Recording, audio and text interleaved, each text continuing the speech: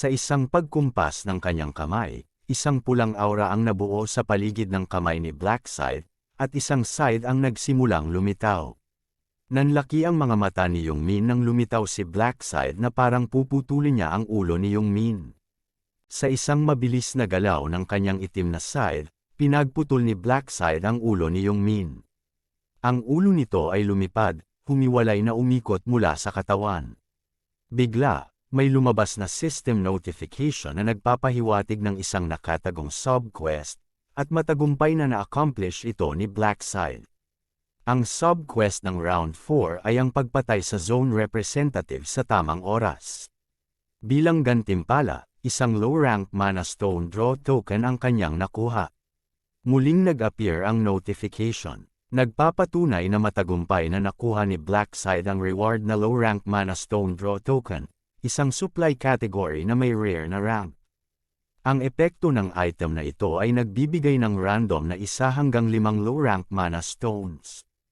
Kailangan gamitin ito ni Blackside bago mag-umpisa ang susunod na round, kung hindi, mawawala ito ng tuluyan. Katulad ng random gold coin na naipon ni Blackside noon, ito ay apektado rin ng kanyang luck stats. Mas mataas ang luck, mas mataas ang tsansa na makuha ang 5 mana stone. Nag-inspeksyon si Blackside ng kanyang inventory at tuwang-tuwa sa nakamit na reward na matagal na niyang minimithi. Bagamat sinadyang patayin niya si Yongmin para makuha ang sub-quest reward, may iba pang dahilan kung bakit. Biglang may lalaking sumigaw nang makita ang bangkay, at ang katabi niyang babae ay nagturo at nagsalita ng masama tungkol kay Blackside. Hindi niya tinatanggi ang pagpatay kay Yongmin, ngunit hindi niya matanggap ang pang-aalipusta mula sa dalawang ito. Hindi niya sila kinukutya kahit na pinatay niya si Yongmin. Ang mas nakakainis, sila mismo ang nanguna sa paghabol sa zone representative sa nakaraang round, ngunit ngayon ay nagtatangi na para silang mga anghel. Ang ibang mga tao ay nagsimulang maglabas ng masasamang salita tungkol kay Blackside. May nagpahayag na hindi dapat siya basta-basta na lamang pumatay ng tao, nagtataka kung wala na bang natirang kabutihang puso sa kanya. Marami ang nakatingin kay Blackside, nagbibigay ng pang-iinsulto at paulit-ulit na sumisigaw ng mga tao na mamatay tao siya. Nananatili na tahimik si Blackside, hindi pinapansin ang kanilang pang-aalipusta. Samantalang sumisigaw ang mga tao na nagmumula sa kanyang likuran, naaalala ni Blackside ang kanyang nakaraan kung saan siya'y pumatay kay Jang Seokhyun at nakamit ang Rune of Inner Thoughts. Nananatiling walang imik si Blackside sa ilalim ng pang-aapi ng mga tao, dahil alam niyang may katotohanan ang kanilang mga paratang. Subalit sa kanyang isipan, naisip niya na hindi rito magtatapos ang kanyang pagpatay sa ibang tao. Ito ay simula pa lamang ng maraming tao na kanyang papatayin, at ito ay magpapatuloy hanggang marating niya ang round 20. May kaibahan sa paraan ng kanyang pagpatay, sapagkat lahat ng kanyang pinapatay ay mayroong mga dahilan. Tulad ng pagkuha ng Rune of Inner Thoughts sa nakaraang karanasan, at sa kasalukuyang round, kung saan kinakailangan niyang pumatay upang mabuhay at magtagumpay sa laban. Para kay Blackside, hindi niya kayang pumatay ng walang rason. Sa round na ito, kahit na may kagustuhan man siya o wala, kinakailangang pumatay para sa kanyang sarili at para sa lahat, kung saan bawat isa ay kinakailangang pumatay upang makausad sa susunod na round. Kahit alam ng mga tao ang layunin ng quest na ito para makausad sa susunod na round, nagpapatuloy pa rin silang nagtatangkang insultuhan si Blackside. Dahil sa kanyang kakayahang basahin ang iniisip ng iba, isa-isa niyang inimbestigahan ang mga kaisipan ng mga taong kumukutya sa kanya. Nabasa ni Blackside ang mga plano ng mga ito na pagtulungan siya upang mabigyan siya ng masamang reputasyon. Alam ng mga taong ito na malakas si Blackside, kaya't nagtutulungan sila para mapabagsak siya. May isa na nangangarap na magtagumpay sa pagkuha ng posisyon bilang zone representative tulad ni Blackside, at ang kanilang layunin ay sirain ang imahe niya sa harap ng ibang tao. Matapos basahin ang kanilang mga iniisip, napangiti si Blackside dahil sa palagay ng mga ito, tila naniniwala sila na nahuli nila siya. Subalit para kay Blackside, ito ay isang katawa-tawa lamang na pag-iisip. Lalong tumindi ang galit ng mga tao nang makita nilang nagngingitian lang si Blackside sa kabila ng kanilang pang-aalipusta. Isinigaw ng isang babae na si Blackside ay isang psychopath dahil matapos niyang pumatay ng tao, naglakas loob pa itong tumawa na tila walang nangyari. Hindi nagtagal, may notification na lumabas sa lahat ng mga manlalaro, na nagsasaad na si Blackside na ang bagong zone representative ng nasabing zone. Biglang natahimik ang lahat, nagtigil sa kanilang pang-aapi kay Blackside. Ang pagiging zone representative ni Blackside ay inihahambing nila sa pagbibigay ng baril sa isang mapanganib na tao, at naguguluhan sila kung ano ang kanilang dapat gawin. Nahinto ang katahimikan nang tanungin sila ni Blackside kung bakit biglang natahimik, nang makitang siya na ang zone representative. Ngumiti siya at sinabing mukhang natatakot na sila dahil siya na ang namumuno. Tumawa si Blackside sa harap nila at pinagtawanan sila, marahil ay iniisip ng mga ito na takot sila sa kanya bilang zone representative dahil hindi pa sila nakakakuha ng kanilang class change. Ngunit iginiit nila na hindi iyon ang dahilan. Biglang naputol ang kanilang usapan nang sumigaw ang isang lalaki at ituro ang nasa itaas ng ulo ni Blackside. Inihayag ng lalaking ito na ang pangalan ni Blackside ay nagbago. Ikinumpirma ito ng iba na tama ang kanyang napansin, nagbago ito mula niyan hanggang naging pula. Ngunit ipinagtataka ng iba kung bakit sa kanya lang nangyari ito. Ipinaliwanag na sa isang round na katulad nito, ang kanilang pangalan ay magbabago sa pula kapag sila ay pumatay ng isang tao. At kung mas maraming tao ang kanilang napapatay, mas lalalim ang kulay pula nito. Ang layunin ng pulang pagbabago ng pangalan ay upang makilala ng iba kung sino ang nagiging mamatay tao at kung sino ang hindi pa nakakapatay. Ginagawa ito dahil sa likas na kalikasan ng tao na huwag pumatay ng kapwa-tao.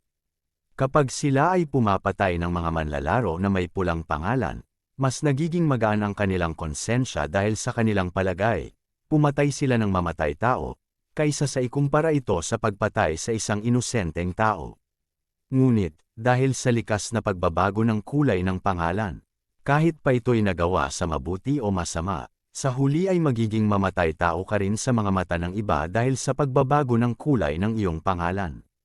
At walang paraan upang ipagtanggol ang sarili at sabihing ginawa ito sa kabutihan. At sa pag-unlad ng oras, ito'y maghahantad ng pang-aapi sa bawat isa.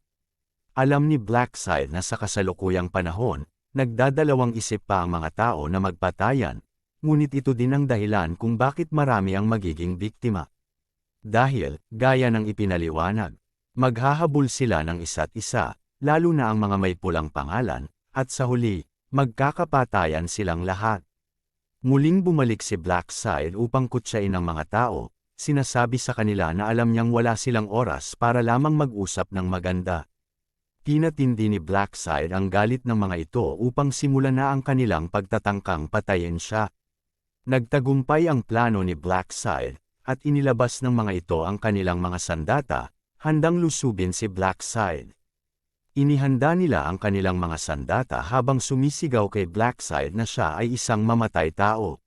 Nagsimula nang magsalita si Blackside, nanawagan na huwag nilang gawing malinis ang kanilang mga hangarin at huwag isipin na siya lang ang may gustong maging zone representative. Pinaalala niya sa kanila ang kanilang mga kilos noong hinahabol nila si Cho Jong-sek noong nakaraang round. Tinanong niya sila kung gusto ba nilang yakapin at halikan si Jong-sek, kaya't sila ay naghihinabol. Natahimik ang lahat ng mga kumukutya kay Blackside, walang kontra-argumento na maibigay sa kanya. Nagdagdag pa si Blackside, na ito ay mauuwi lamang sa dalawang bagay, pumatay o mamatay. Muling tinanong niya sila kung nakasurvive ba sila hanggang sa round na ito nang hindi man lang naisip ang simpleng prinsipyong ito. Iniutos ni Blackside sa kanila na itigil na ang kanilang pagkukunwari at harapin ang realidad. Sabi niya, kung nasa panganib na ang kanilang buhay, sila rin ang makakaisip na subukan ang buhay ng iba. Nanatiling tahimik ang mga taong pinatatamaan ni Blackside, at alam nila ang kahalagahan ng katotohanan ito. Para kay Blackside, hindi ito ang oras para lamang magmasid at magmokmak, kailangan na nilang magsimula. Ipinagtanggol niya ang posibilidad na ang taong papasa ay hindi maaabot ng 521, kaya't kailangan niyang pilitin ang mga tao na sumunod sa quest ng round na ito. Ito lamang ang paraan para mas maraming tao ang mabubuhay at makakapasok sa susunod na round.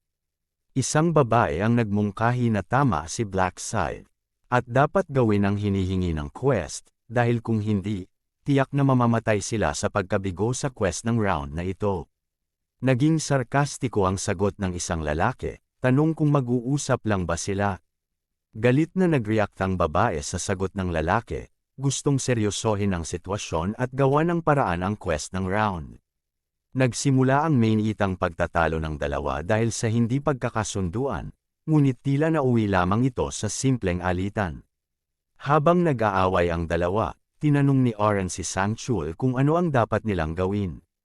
Kinakailangan ba talaga nilang pumatay tulad ng ginagawa ni Blackside?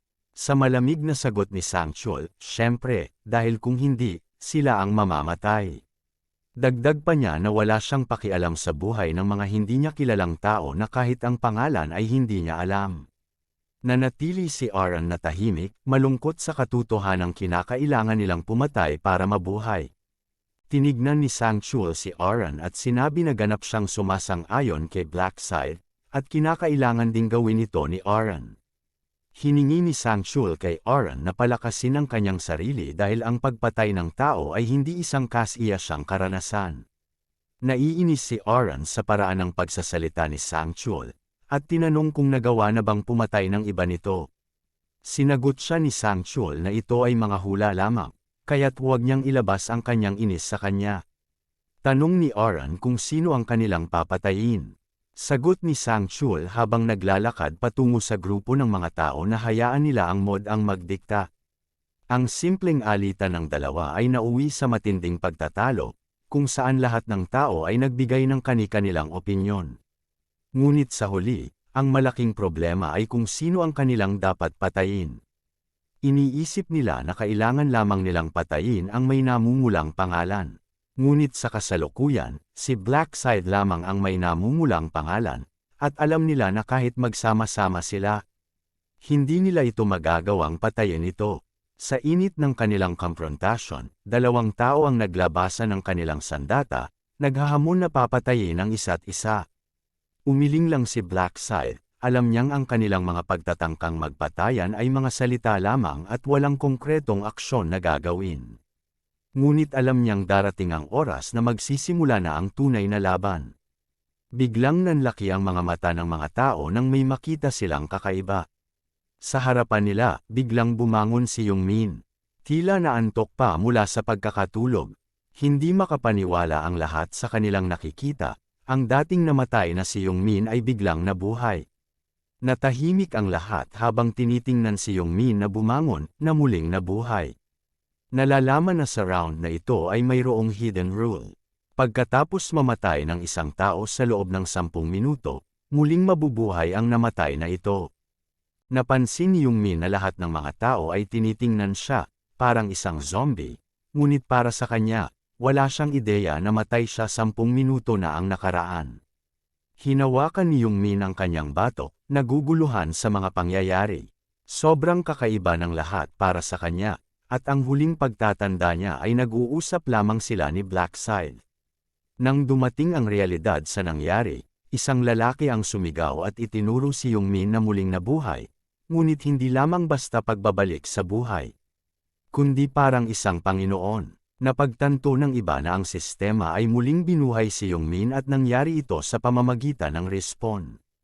Natuklasan ng iba na tila ito ang takbo ng sistema sa ika-4 na round, kung saan lahat ng namamatay ay muling nabubuhay. Isa-isa silang naglabas ng kanilang mga sandata, inaakala na okay lang ang lahat dahil muling mabubuhay rin ang kanilang mga papatayin. Ngunit may isang babae ang nanawagan sa kanilang lahat na kumalma, dahil hindi pa rin nila masiguro kung totoo nga bang muling mabubuhay kung mamamatay sila. Hiniling niya sa iba na huwag magmadali sa kanilang mga desisyon. Subalit sa hindi inaasahang pangyayari, may isang taong nagtangkang pumatay sa babae.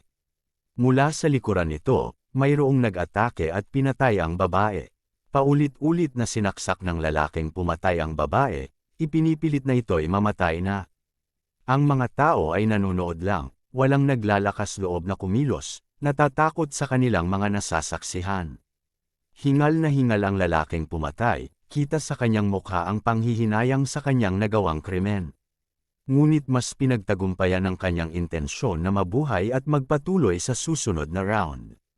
Sumigaw ito na muling mabuhay na tulad ni Yongmin, nagdulot ng pagkakagulat sa mga nakakakita. Hindi alam ng mga tao kung ano ang hinaharap ng round na ito, at napagtanto nila kung dapat ba nilang gawin ang kaparehong karumal-dumal na gawain upang magtagumpay sa susunod na round. Sa kabila ng pangyayari kay Yongmin, na muling nabuhay, ito ang inaasahan ng lahat, ngunit takot lamang ang bumabalot sa kanila dahil tila hindi magawang mabuhay ng babae. Nagduda sila kung agad-agad ba magre-respond ang system sa ika-4 na round. Dahil sa nangyari kay Yongmin, inihayag ng iba na mag-antay muna sila ng ilang minuto bago gumawa ng desisyon, at ito'y pinagsang-ayunan ng lahat. Pagkatapos ng 10 minuto, nagsimulang maglabas ng gintwang liwanag ang katawan ng babae. Ang mga pinsalang tinanggap nito ay unti-unti nang nagguho, at sa huli, bumangon ito at muling nabuhay, na may parehong pangyayari kay Yongmin. Mukhang kakagising lamang niya mula sa mahimbing na pagtulog. Subalit, sa paglipas ng ilang segundo, napagtanto ng babae ang nangyari sa kanya, at bahagyang nalaala niya ang pag-atake sa kanya. Ipinunto niya sa iba kung sino sa kanila ang may lakas loob na umatake sa kanya at nagtangkang patayin siya. Habang kanyang iniuulat ito, muling nagtangka ang lalaking pumatay sa kanya na gawin ang parehong bagay. Ngunit nabigo siya sa kanyang plano dahil sa likod niya ay isang lalaking may hawak na malaking axe na agad na umatake sa kanya. Sa isang bugso lamang, agad niyang pinatay ito, at habang tinuturo ang bangkay ng kanyang biktima, itinanong sa iba kung tama ba siya na muling mabubuhay ang parehong lalaki sa loob ng 10 minuto. Ngunit ang kanyang kinakausap ay hindi makatingin, at ang ilan ay nadiri sa kanilang nasaksihan. Katulad ng sinabi ni Sang Chul, ang pagpatay sa isang tao ay hindi kaaya-ayang karanasan at kailangan nilang pagtibayin ang sarili upang magawa ang parehong gawain. Naiisip ni Blackside sa kabila ng resurrection ng round na ito, hindi pa rin mawawala sa mga tao na ang pagpatay sa iba ay hindi madaling bagay. Ngunit, isa sa mga ugali ng tao ay ang pagsunod na lamang sa agos ng paligid at kalaunan ay lumalabas ang kanilang kabaliwan. Kapag nakikita nila na marami nang gumagawa ng parehong bagay, mas nagiging madali na lang sa kanilang konsensya ang pumatay ng iba. Hindi na nila isinaalang-alang ang ibang bagay at sumusunod na lang sa agos, lalo na kung nakataya ang kanilang sariling buhay dito. Sa kalaunan, ang mga taong nagkukutya kay Blackside ay nag-umpisang magpatayan din. Ang eksena ay naging kakila-kilabot, kung saan ang bawat isa ay naglabasan ng kanilang sandata at nagsimulang patayin ang sinumang kanilang makita. Hindi nagtagal, libu-libong players ang naglalaban-laban at nagpapakawala ng parang mga aso, na ang eksena ay tulad ng isang digmaan. Naisip ni Blackside na oras na para sa kanya na magsimula. Sa kanyang mga kamay na parang dugong tumatagas, biglang nabubuo ang isang scythe. Hawak ang kanyang nabuong scythe, naglakad ito patungo sa isang grupo ng mga players. Ang mga taong nilapitan ni Blackside ay napuno ng takot, alam nila ang kahihinatnan ng paglapit ng kamatayan. Sa isang bugso ng kanyang scythe, agad itong nakakuha ng rampage kill streak. Ang mga bangkay ay nagkalat sa kanyang paligid, at makikita rin ng ibang mga players na gumagawa ng quest ng round na ito, ang pagpatay ng iba upang makapasok sa susunod na round. Habang nakatalikod si Blackside, napansin ng 3 lalaking nagtatangkang patayin siya upang maging zone representative. Sumugod ang 3, ngunit walang kahirap-hirap na pinagtanggol ni Blackside ang kanyang sarili at nakakuha ng 3-pole kill streak. Tumawa si Blackside sa kanilang mabigat na pagtatangkang ambusin siya, dahil hindi ito mangyayari dahil sa kanyang presence detection skill. Sa kanyang likuran, nakuha ng lalaking ito ang atensyon ni Blackside. Ang lalaking ito na may hawak na malaking axe ay si Black Flame Dragon. Naisip ni Blackside na ang round na ito ay maihahambing niyang round na para lamang kay Black Flame Dragon.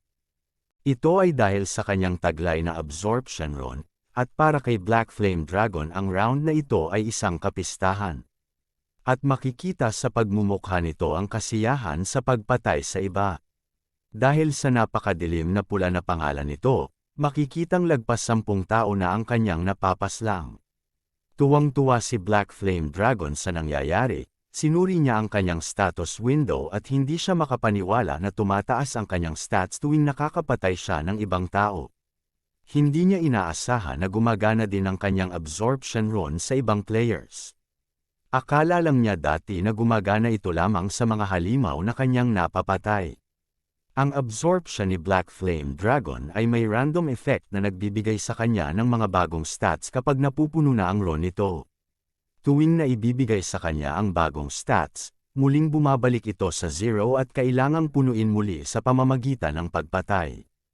Mas bumibilis ang pagpuno ng rune kapag mas mataas ang level ng kanyang pinapatay. Ito ang dahilan kung bakit may kukumpara ni Blackside ang round na ito kay Black Flame Dragon. May libo-libong tao na maaaring magamit ni Black Flame Dragon upang punuin ang kanyang rune, at bawat 10 minuto, muling mabubuhay ang kanyang mga target. Walang tigil ang pagpatay ni Black Flame Dragon dahil sa kanyang rune, at sa round na ito, lumitaw ang pagiging psychopath nito. Iniisa-isa niya ang kanyang window status at napagtanto na mas mabilis itong mapuno dahil sa mas mataas na level ng kanyang mga pinapatay na players. Ngunit naalala niya si Blackside, na may hawak ng pinakamataas na level sa buong zone. Iniisip ni Black Flame Dragon kung gaano kahusay ang pag-angat ng kanyang stats kapag matagumpay niyang mapatay si Blackside. Ngunit, sa lakas na taglay ni Blackside, mukhang isang malaking ilusyon lamang ang kanyang iniisip. Sa ngayon, napagtanto niyang iwasan muna si Blackside, hindi gusto ni Black Flame Dragon ang magkaroon ng galit mula dito. Natatakot siyang isipin ang mga sakuna na may dudulot kapag nakuha niya ang galit ni Blackside. Sa pansamantala, napagtanto niya na mas mabuti munang magpalakas sa mga mahihinang players, at muling bumalik ito sa kanyang masamang gawain na pagpatay sa iba. Dahil sa kanyang walang tigil na pagpapatay, napag-isipan ni Blackside na turuan ito ng leksyon. Dahan-dahan itong lumapit habang hawak ang kanyang maitim na scythe. Ang paligid ay biglang nagdilim dahil sa kanyang kasanayang Night of Death, na nagbibigay ng madilim na atmosfera sa lugar, isang pagbabago na kahit si Black Flame Dragon ay napagtataka.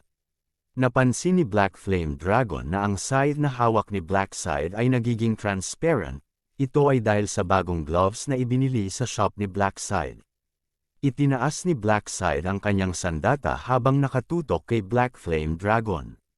Natatakot si Black Flame Dragon sa gagawin ni Blackside, ngunit para sa kanya, kailangan lang niyang iwasan kung umatake ito. Ngunit sa isang bugso ng scythe ni Blackside, biglang nandilim ang paningin ni Black Flame Dragon. Nagtataka siya kung bakit umiikot ang kanyang paligid, ngunit makikita ang dahilan nito ay ang pagkahiwalay ng ulo ni Black Flame Dragon mula sa kanyang katawan. Sa huling hininga niya, naisip niyang ang lalaking ito ay si Blackside. Simula pa lang, wala na siyang pag-asa na mabuhay. Napagtanto niya na dapat niyang iwasan ito hanggat maaari. Nagbago ang eksena kay Yongmin, kung saan naguguluhan siya sa pangyayari sa kanyang harap. Ang lahat ng mga players ay pumapatay ng walang awa sa isa't isa. Nang bumangon ang babae sa kanyang tabi, ikinagulat niya ito.